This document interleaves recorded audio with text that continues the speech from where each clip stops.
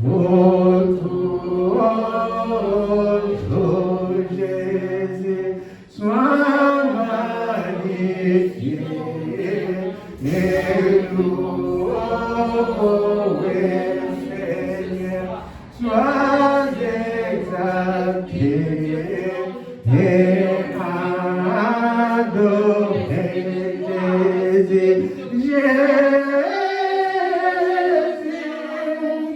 Béni soit ton nom, Seigneur Jésus.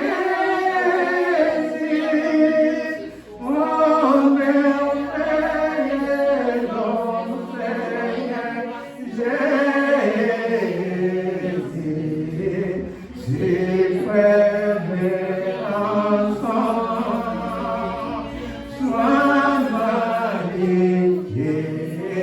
pour toucher les babayades. Jésus, sois adoré devant ta terre. Et tout mon Jésus, sois exalté et magnifié, Jésus.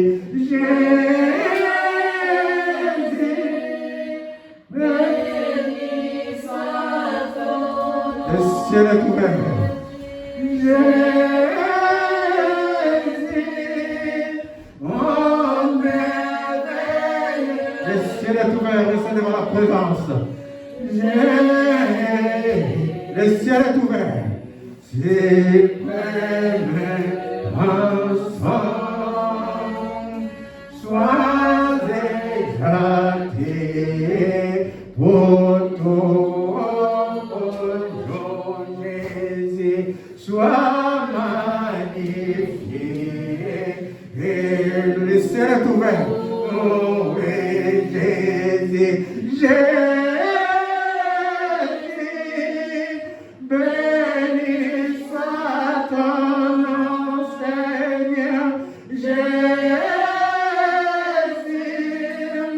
Oh, merveilleux nom, Seigneur Jésus.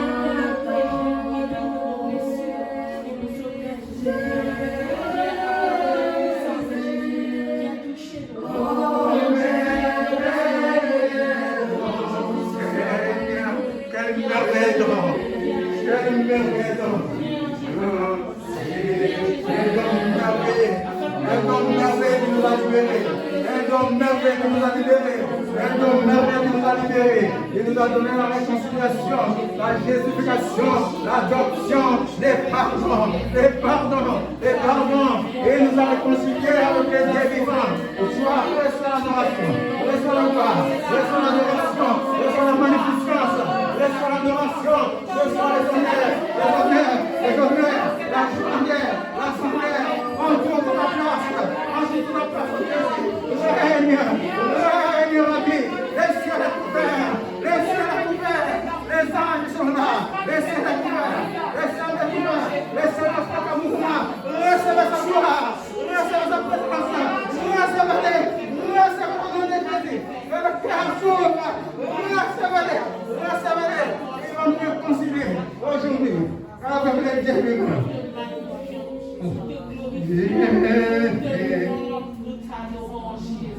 Alléluia. Merveille Seigneur. Merveille Seigneur. Dites avec moi, pendant cette convention, je ne retournerai pas chez moi sans être réconcilié avec Christ. chez moi sans être concilié avec Christ. Ah, car je revendique en moi Car je revendique en moi l'adoption, le pardon, l'élévation, la régénération, la sanctification. Et je suis adopté par Jésus. Comme Père le Seigneur. Gloire à Dieu. Applaudissons le Seigneur. Gloire lui soit donnée, gloire lui soit rendue. La parole déclare, on va travailler la réconciliation. On va travailler la réconciliation pendant cette convention de Pentecôte. La réconciliation a trait au pardon, à la régénération, à la justification, à la gloire de Dieu. Le livre des 2 Corinthiens. Et comme on a fait cette convention de Pentecôte pendant 2 jours, on va travailler les pardons. Après, on va passer tout de suite les mains dans la régénération, qui est importante, car la régénération, c'est nous étions morts et le Seigneur nous a redonné la vie. C'est ça la régénération. La vie en Jésus, en toutes choses, on parlera demain. La vie qui commence par la nouvelle naissance. Aujourd'hui, dans la régénération, on va parler du pardon. Dans le livre des 2 Corinthiens 5, versets 17 à 20, c'est la lecture. 2 Corinthiens 5, 17 à 20, qui dit ceci.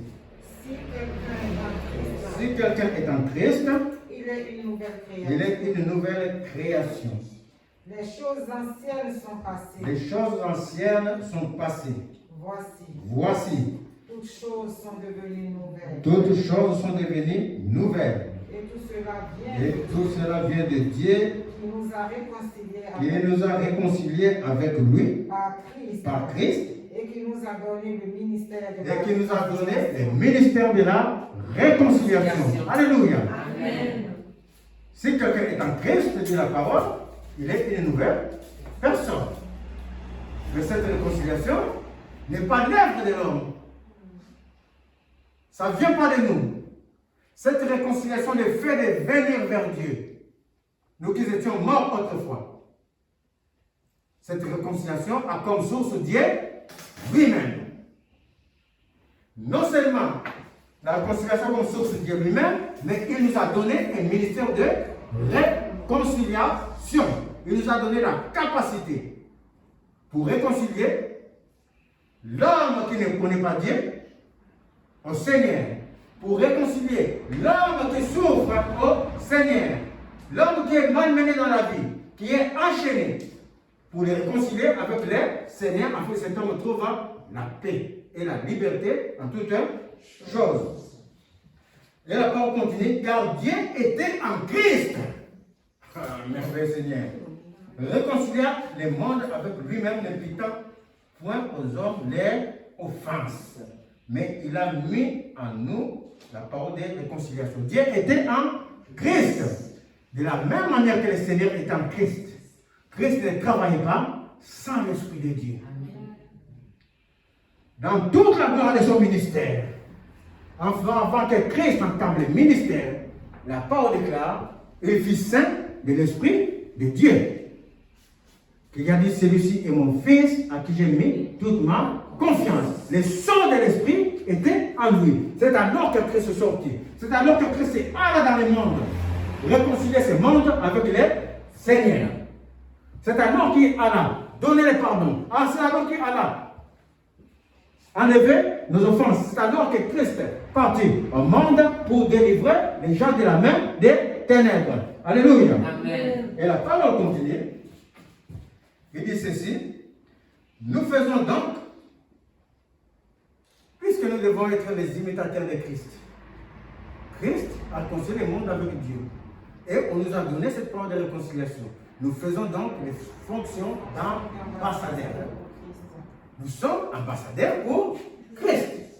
Nous qui avons choisi Christ, on est ambassadeurs pour Christ.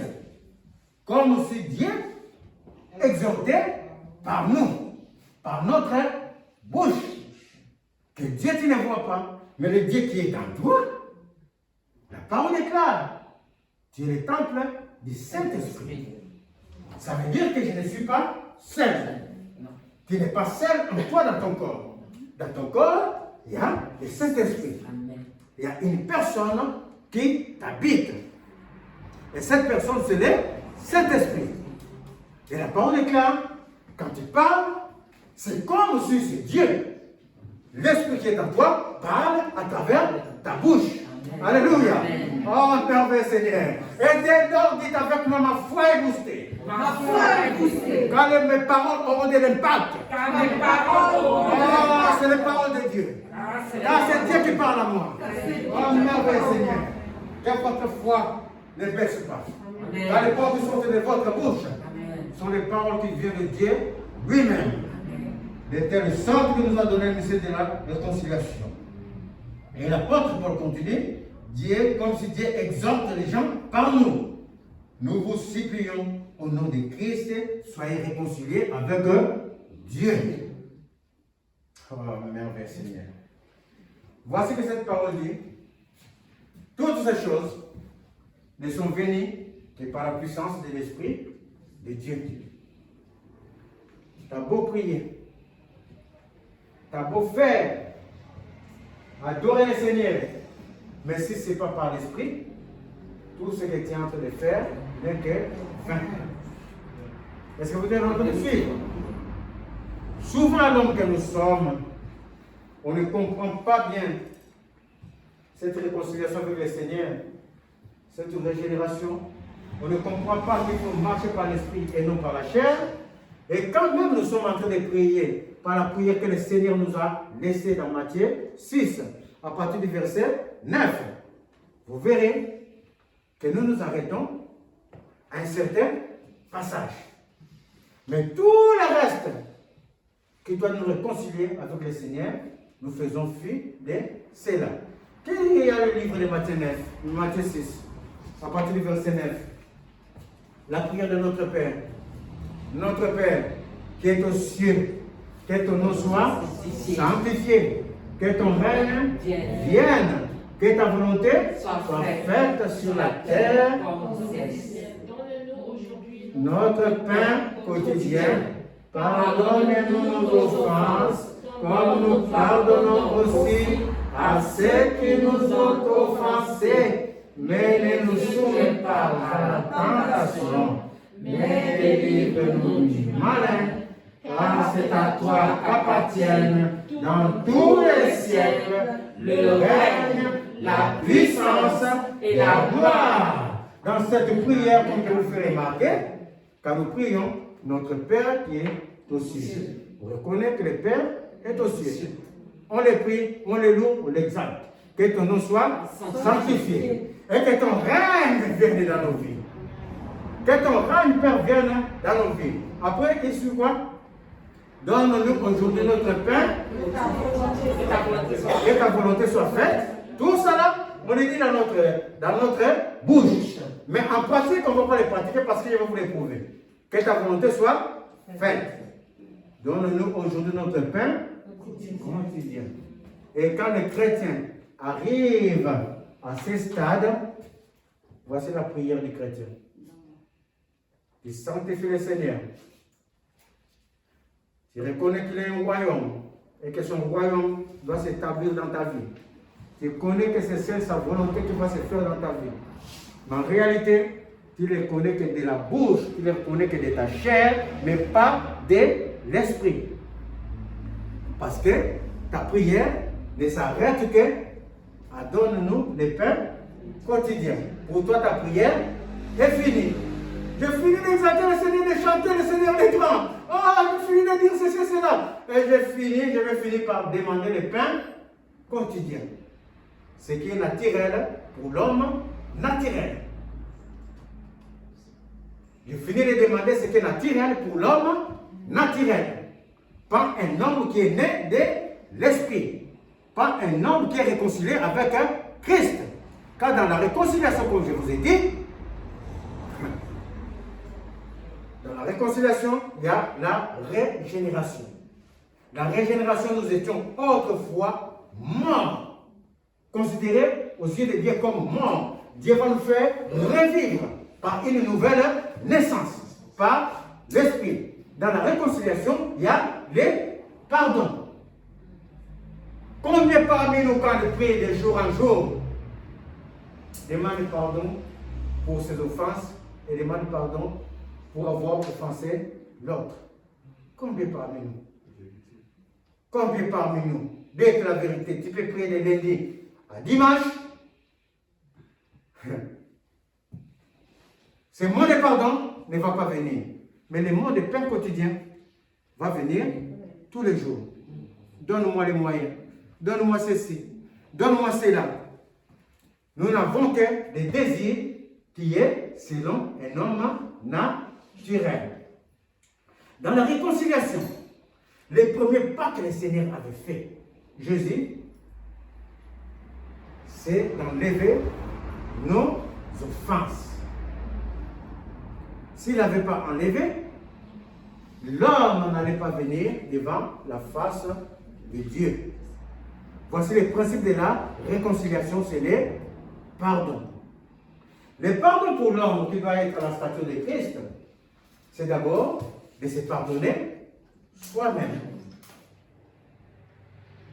Avant de chercher autrui, on va se pardonner soi-même. Quelquefois, il y a des amertumes dans notre vie. Il y a même des choses que nous avons faites, que nous croyons jusqu'à aujourd'hui, que ces choses sont en train de nous culpabiliser. Alors que le Seigneur a dit, voici, je t'ai régénéré. Je t'ai réconcilié avec Dieu. Il y a ces choses qui nous ont faites, qui sont notre propre cause, parce que nous croyons être retenus par ça. Quand même tu fais le bien, ça vient comme ça, après même tu oublies. Mais quand tu oublies le Seigneur, le Saint-Esprit, lui, il convainc des péchés. Parce que pour te repentir, ça ne vient pas de toi. C'est le Saint-Esprit qui convainc des péchés. Tout est dans l'Esprit de Dieu. Et quand le Saint-Esprit veut te convaincre des péchés, il commence à créer des circonstances. Quelque chose même, c'est une dispute. Moi, Sandrine pour un tel point. Et quand je vais discuter avec Sandrine sur ce point-là, Sandrine, quand elle réfléchit, elle dit, ah, papa m'avait dit ça parce que j'avais fait ça. Et Sandrine commence à s'aligner par rapport à cette chose-là. Parce que le Saint-Esprit l'a convaincu de péché. Et la culpabilité qu'il avait dans son cœur s'en va. Savoir se pardonner soi-même tout en sachant que Jésus, lui, il a pris tes offenses. C'est ça qu'on appelle la rédemption éternelle, que nous expliquerons plus tard dans d'autres choses. Le Seigneur a pris mes offenses. Le Seigneur, c'est qu'il exige de moi la sanctification du cœur, de toutes choses. Quand tu as fini de te pardonner soi-même, savoir pardonner à l'autre. Le pardon est la clé d'ouverture des choses, mes chers amis. Jacob, dans toute sa marche, quand il marchait avec le Seigneur, Jacob avait fait quelque chose. Le Seigneur l'avait élu déjà, Jacob. Est-ce que vous êtes en train de comprendre? Du ventre de sa mère, Jacob reçut l'élection du Seigneur. Que le plus petit va assujettir le plus grand. Cela était écrit. Du ventre de ta mère, le Seigneur t'avait élu déjà. Comme Jacob. Qu'il fasse des manigances pour la bénédiction terrestre, qu'il ne fasse pas. L'élection de Dieu. Ce que le Seigneur a décidé dans sa vie, c'est ça, c'est là qui devrait se faire dans sa vie. Alléluia. Amen. Mais voici que Jacob, comme tout homme, ne marcha pas encore dans l'esprit de Dieu. Il a désiré qu'une chose, voler la bénédiction de son frère. Ce qui était typiquement terrestre. Ça n'a rien à voir avec la bénédiction, avec la peur de Dieu, avec le yeux de Dieu qui est avec lui depuis le ventre de sa mère. C'est deux choses différentes. Et cela lui a causé des problèmes. Même quand il est parti là-bas pour chercher sa femme, où il s'est enfoui, il a fallu que Jacob fasse 7 ans de plus pour acquérir celle qui était le désir de son cœur. Pour avoir Rachel avec lui. 7 ans de plus. Et pendant ces 7 ans de plus, lui, il véhiculait une souffrance. Il connaissait ce qu'il est exactement. Et quand même il est sorti de là, c'était en fouillant son beau-père que Jacob s'est enfui suite au manigance de son beau-père. Et pour venir reprendre sa bénédiction dans la maison de son père, dans son pays, au cours des liens et les mêmes le Seigneur l'avait appelé. Cela n'était pas facile. Il fallait que Jacob mette sa famille en otage. Est-ce que vous êtes en train de suivre? Parce qu'il y a quelque chose qui rongeait son cœur. Quelque chose rongeait le cœur de Jacob. C'était tout simplement le vol de bénédiction. Le mal qu'il avait fait à son frère. Il n'arrivait pas à se pardonner lui-même. Et tout était bloqué. Même pour revenir et prendre sa bénédiction, il fallait qu'il mette sa famille en otage. Vous irez devant, toi et les enfants de Léa, les enfants de Rachel, et les enfants de concubine.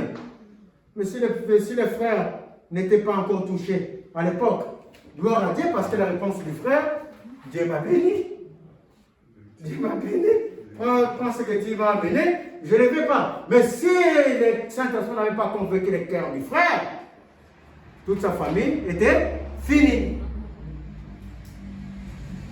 Tout ça pourquoi? Parce que Jacob n'avait pas le cœur en paix.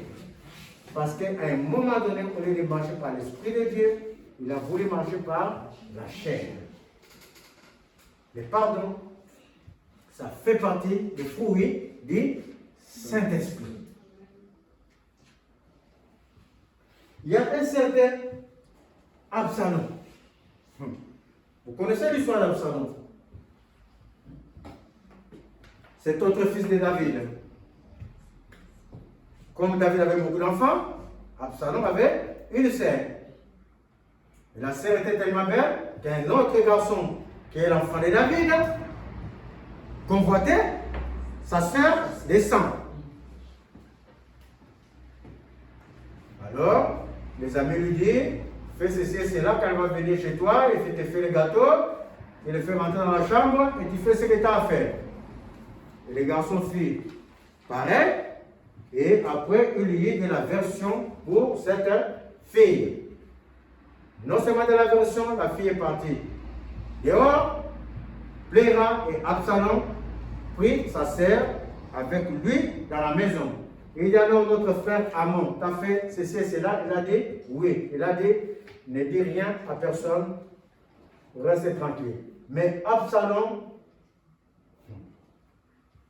a eu la haine de son frère. Non seulement la haine de son frère, mais il a eu aussi la haine d'une autre personne de son père. Parce que quelquefois, nous les parents, on ne doit pas couvrir les fautes d'un enfant à un autre. Ça crée des animosités dans la famille. Ça crée des rancœurs dans la famille. Voici David. Quand il a su la chose, David n'avait rien dit. Le roi David n'avait rien dit. Et quand même, Absalom, dans cette marche, il attendait seulement que son père dise, peut-être qu'il fasse venir tous ses enfants, pour dire, ça ne se fait pas. Vous êtes le même sang, vous êtes c'est là. Mais David ne fit rien et tout, c'est là.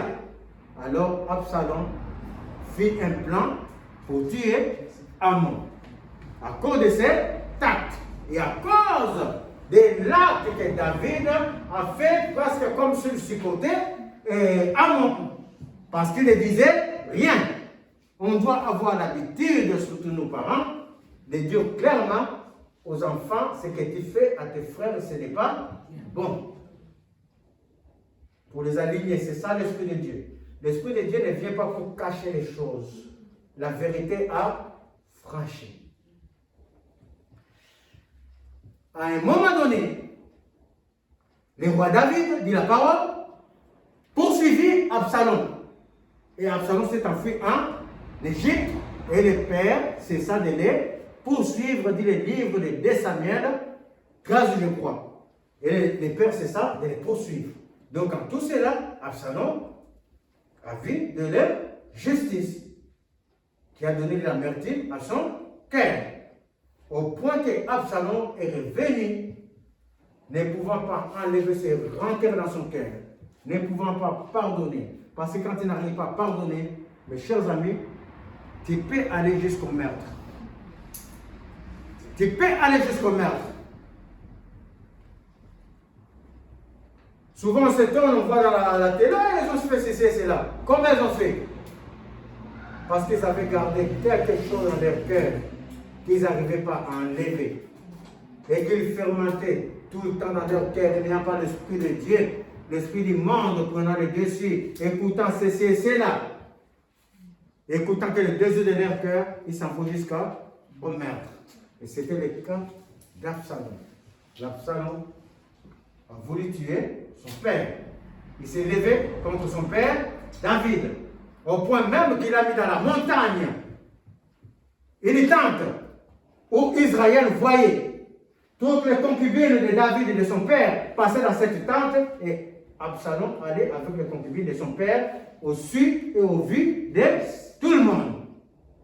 Étant jeune, il a fait des manigances pour avoir le peuple avec lui, jusqu'à ce que le roi David s'est enfui. C'est dans la lutte, parce que les menteurs, non seulement ça te rend meurtrier, puisqu'il avait tué déjà à mort dans tous les cas, mais ça peut t'amener toi-même à la mort. Car le manque de pardon, ça t'amène à la mort. Si le Seigneur ne nous avait pas pardonné, nous étions morts par nos offenses. Nous étions morts par l'héritage que Adam nous avait laissé. Nous étions morts. C'est pour ça que nous avons besoin d'une nouvelle naissance. Car avant nous étions morts. Il faut que nous soyons régénérés par une nouvelle naissance. Par le sang de Jésus, le sang du pardon. C'est l'une des clés pour rentrer dans la nouvelle naissance, pour rentrer dans la gloire de l'Esprit. L'une des premières clés, c'est le pardon. Le Seigneur, quand il est venu, il n'est pas venu te donner la vie éternelle directement. Il t'a d'abord pardonné. Il t'a d'abord réconcilié avec Dieu. Car nous étions séparés avec le Seigneur par nos offenses. Il a pris au Seigneur de nous réconcilier par son Fils Jésus, afin que nous ne mourrons pas. Et Absalom, allant plus loin, lui-même, il trouva la mort. Tout cela à cause de rancœur qu'il avait dans son cœur. Le non-pardon amène souvent à la mort. Il n'y a pas seulement la mort physique. Quand tu n'as pas la paix dans ta maison, parce que tu crois toujours que ton mari te dit des choses mauvaises ou ta femme te dit des choses mauvaises, est-ce que ça, ce n'est pas des discussions tout le temps dans la maison? Est-ce que ce n'est pas des discussions dans la maison? C'est des discussions. Parce que tu n'arrives pas à travailler, à rentrer dans cette étape de l'esprit pour considérer les choses comme elles doivent être. Le non-pardon tue même l'amour. Même l'amour. Il y a beaucoup de femmes, on le voit divorcer. Ah, lui, il n'écoute pas, mais fait toujours ça. Mais ne regarde pas la poutre qui est dans son œil. Est-ce que vous comprenez? Il regarde que la paille qui est dans son mari. Mais ne se considère pas elle-même. Elle-même s'en va jusqu'au divorce, ces femmes-là. Parce qu'elle n'a pas su être dans cette dimension de pardon que le Seigneur nous a accordé. Les non-pardons nous amènent à la mort. C'est par le pardon que le Seigneur est venu nous réconcilier avec le Dieu vivant.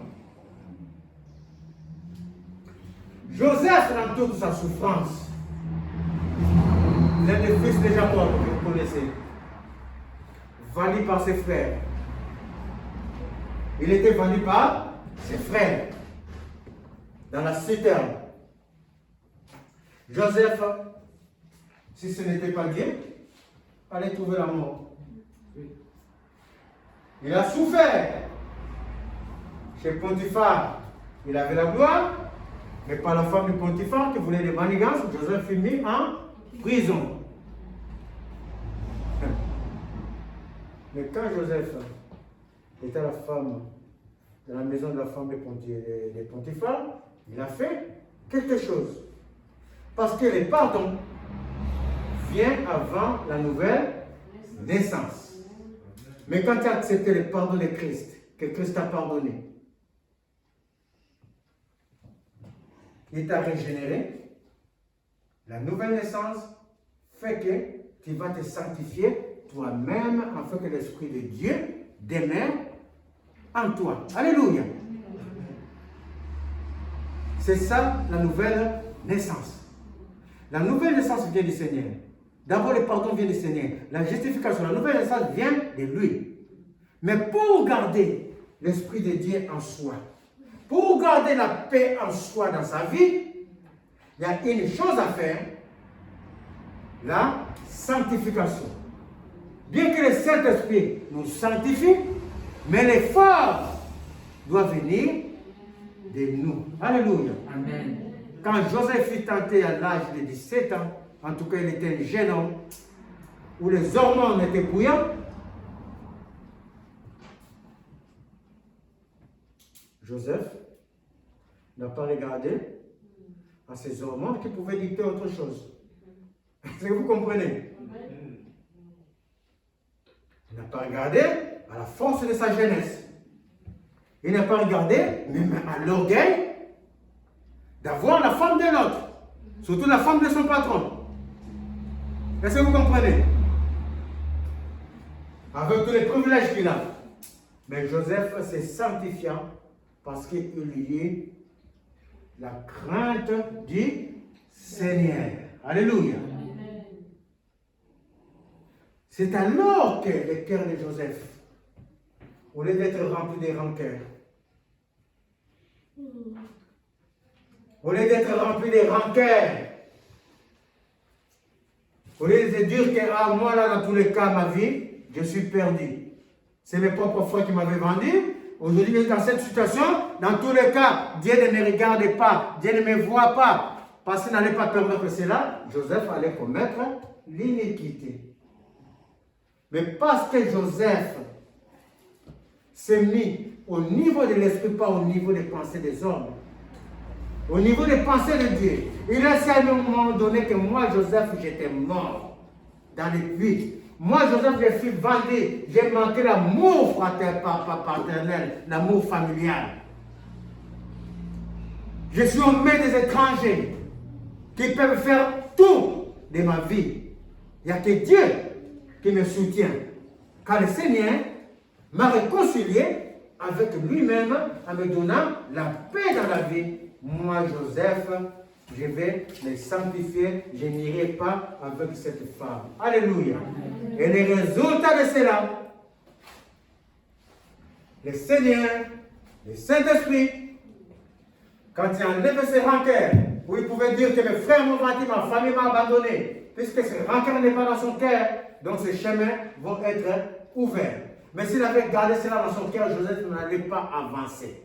Même étant l'instrument de Dieu, il allait avancer comme s'il était passé à travers le feu comme son père Jacob. Parce que Jacob est passé à travers le feu. Jusqu'au point de mettre sa famille en otage. Pour demander le pardon de son frère. Mais Joseph n'ayant pas tout cela dans son cœur, le Saint-Esprit s'est mis en mouvement. la nouvelle naissance, le changement, le changement va amener le Saint-Esprit à se mettre en mouvement. Tu lui laisses toute la place. Tu ne prends plus la place. Il n'a pas pris la place de sa jeunesse, de la force de sa jeunesse, pour faire ce que sa jeunesse dictait. Il s'est revêtu d'un grand manteau, le manteau de l'esprit. Car le manteau de l'esprit, ce n'est pas seulement cette puissance que nous cherchons, que les gens viennent guérir. Ça veut dire que tu as de limiter le Seigneur. Si le Seigneur se limite qu'à la guérison, si le Seigneur se limite qu'à la délivrance, si le Seigneur se limite qu'à ce que toi tu désires que ta vie soit prospère, mes chers amis, ça veut dire que le Seigneur là tu le considères comme un homme qui peut venir avec aujourd'hui 1 million, tiens, prends le chèque. Parce que tu vois, tu es pauvre, prends le chèque, va, crée une entreprise. Ah mais, tu n'as pas la paix. Eh bien, écoute, je vais te payer. Envoyer la femme. Allez un peu à, c'est pas mal, à Dubaï ou quelque chose comme ça là. Allez prendre un peu de vacances pour avoir la paix. Ça c'est un homme. Est-ce que vous comprenez? Dieu, lui, son esprit, c'est l'esprit créateur. L'esprit créateur. C'est le Dieu souverain. Souverain. Et la parole déclare, ce n'est que par l'amour et l'amour seul que le Seigneur envoie son Fils afin que nous ayons les pardons.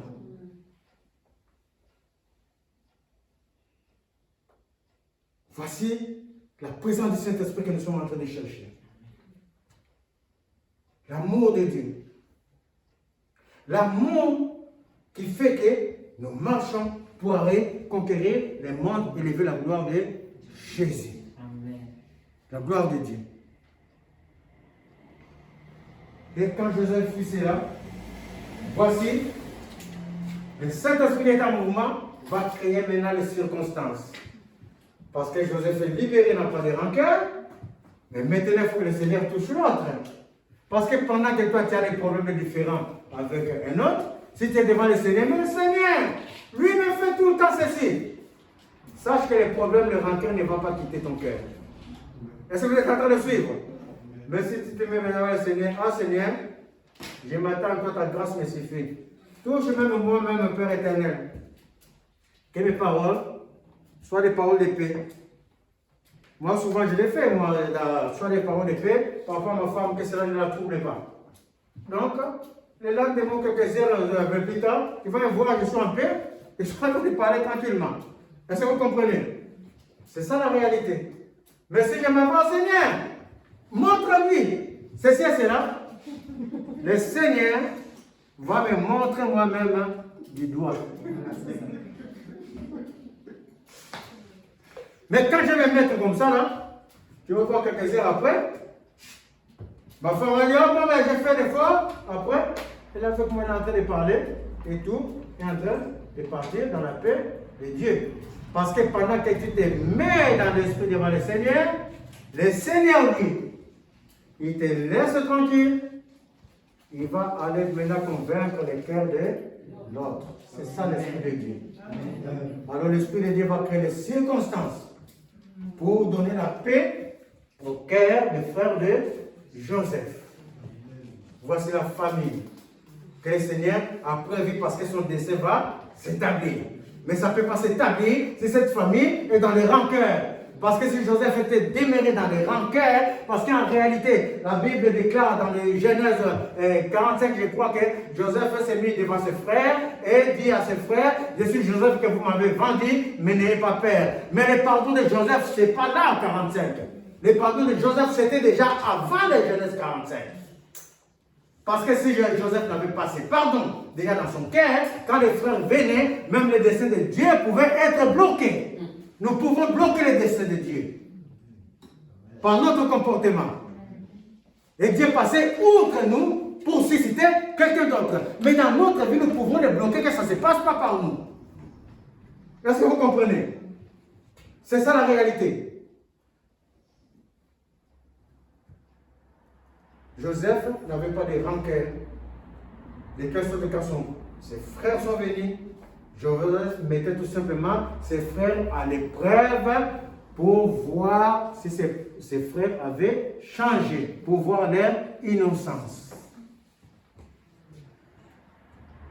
Mais les frères n'étaient pas toujours en paix. Parce que la parole nous montre, même à la mort de leur père Jacob, les frères ont dit à Joseph, notre père maintenant est mort. Pardonne-nous de ce qu'on a fait. Joseph dit, mais soyez tranquille.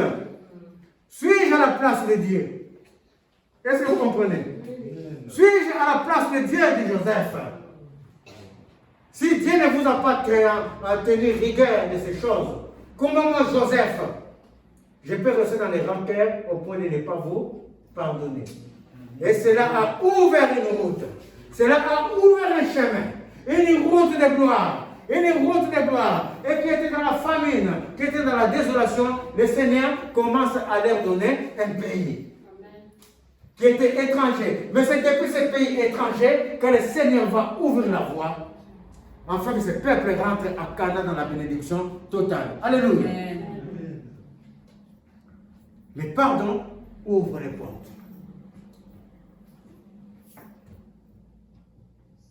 Comme je le disais, si Jésus ne nous avait pas pardonné, s'il n'avait pas oublié nos péchés, vous n'allez pas être là. Être là, ça veut dire on ne pouvait même pas se lever.